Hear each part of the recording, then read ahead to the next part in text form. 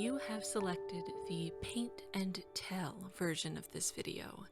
If you have no idea what that means, tap the I card in the upper right-hand corner to go to the introduction video that explains what all of this is about. If you meant to be here, then welcome.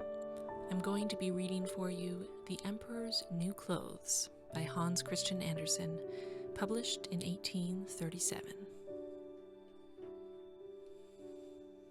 Many years ago, there was an emperor so exceedingly fond of new clothes that he spent all his money on being well dressed. He cared nothing about reviewing his soldiers, going to the theater, or going for a ride in his carriage, except to show off his new clothes. He had a coat for every hour of the day, and instead of saying, as one might about any other ruler, the king's in council, here they always said, the emperor's in his dressing room. In the great city where he lived, life was always gay. Every day many strangers came to town, and among them one day came two swindlers. They let it be known they were weavers, and they said they could weave the most magnificent fabrics imaginable. Not only were their colors and patterns uncommonly fine, but clothes made of this cloth had a wonderful way of becoming invisible to anyone who was unfit for his office, or who was unusually stupid. Those would be just the clothes for me, thought the emperor. If I wore them, I would be able to discover which men in my empire are unfit for their posts, and I could tell the wise men from the fools.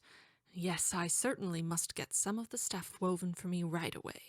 He paid the two swindlers a large sum of money to start work at once. They set up two looms and pretended to weave, though there was nothing on the looms.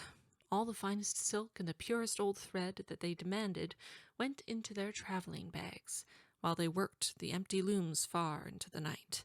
I'd like to know how those weavers are getting on with the cloth, the emperor thought, but he felt slightly uncomfortable when he remembered that those who were unfit for their position would not be able to see the fabric. It couldn't have been that he doubted himself, yet he thought he'd rather send someone else to see how things were going. The whole town knew about the cloth's peculiar power, and all were impatient to find out how stupid their neighbors were. I'll send my honest old minister to the weavers, the emperor decided. He'll be the best one to tell me how the material looks, for he's a sensible man, and no one does his duty better. So the honest old minister went to the room where the two swindlers sat working away at their empty looms. Heaven help me, he thought, as his eyes flew wide open. I can't see anything at all. But he did not say so.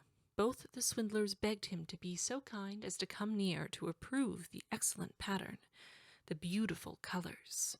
They pointed to the empty looms, and the poor old minister stared as hard as he dared. He couldn't see anything, because there was nothing to see. Heaven have mercy, he thought. Can it be that I'm a fool? I'd have never guessed it, and not a soul must know. Am I unfit to be the minister? It would never do to let on that I can't see the cloth. Don't hesitate to tell us what you think of it, said one of the weavers. Oh, it's beautiful. It's enchanting. The old minister peered through his spectacles. Such a pattern! What colors!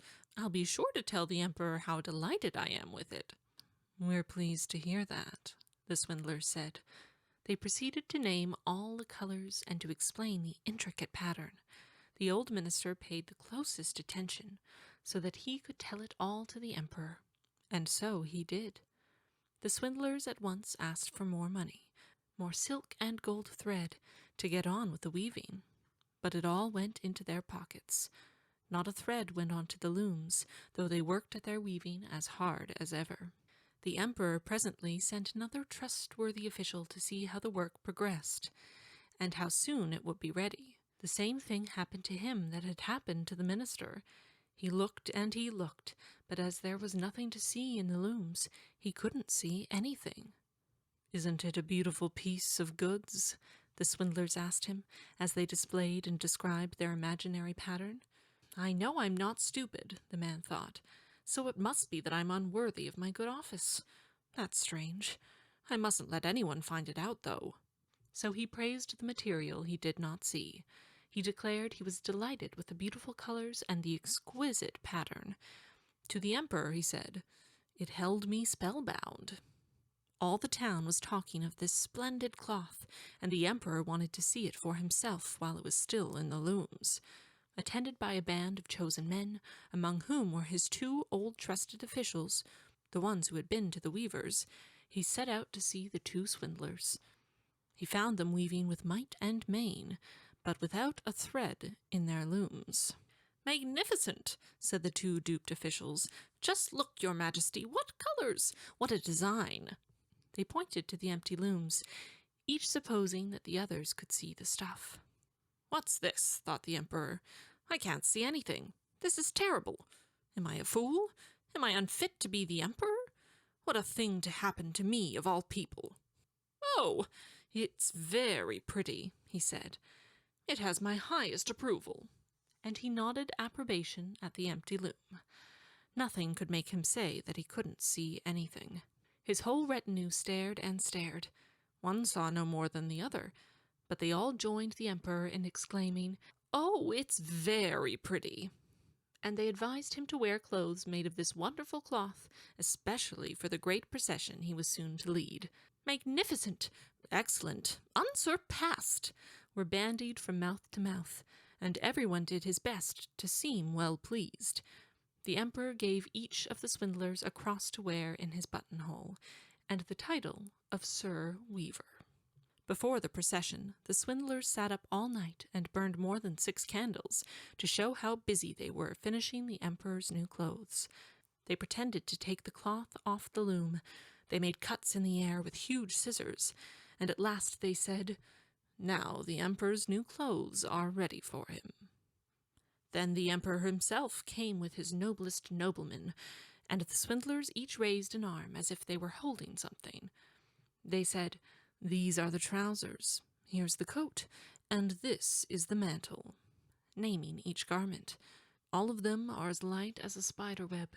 One would almost think he had nothing on, but that's what makes them so fine. "Exactly," all the noblemen agreed, though they could see nothing, for there was nothing to see. "If your imperial majesty will condescend to take your clothes off," said the swindlers, "we will help you on with your new ones here in front of the long mirror." The emperor undressed, and the swindlers pretended to put his new clothes on him, one garment after another. They took him around the waist and seemed to be fastening something. That was his train, as the emperor turned round and round before the looking-glass. "How well your majesty's new clothes look! Aren't they becoming?" he heard on all sides. "That pattern, so perfect! Those colors, so suitable! It is a magnificent outfit." Then the Minister of Public Processions announced, "Your Majesty's canopy is waiting outside." "Well, I'm supposed to be ready," the emperor said, and turned again for one last look in the mirror. "It is a remarkable fit, isn't it?" He seemed to regard his costume with the greatest interest. The noblemen who were to carry his train stooped low and reached for the floor as if they were picking up his mantle. Then they pretended to lift and hold it high. They didn't dare admit they had nothing to hold. So off went the emperor in procession under his splendid canopy. Everyone in the streets and the windows said, "Oh, how fine are the emperor's new clothes! Don't they fit him to perfection? And see his long train!" Nobody would confess that he couldn't see anything, for that would prove him either unfit for his position or a fool. No costume the emperor had worn before was ever such a complete success. "But he hasn't got anything on," a little child said. "Did you ever hear such innocent prattle?" said his father, and one person whispered to another what the child had said. "He hasn't anything on. A child says he hasn't anything on." "But he hasn't got anything on," the whole town cried out at last. The emperor shivered, for he suspected they were right, but he thought, this procession has got to go on. So he walked more proudly than ever, as his noblemen held high the train that wasn't there at all. I hope you enjoyed this reading of The Emperor's New Clothes. Be sure to check out the other versions of this video if you're interested, and I will see you very soon in my next one. Bye, friends.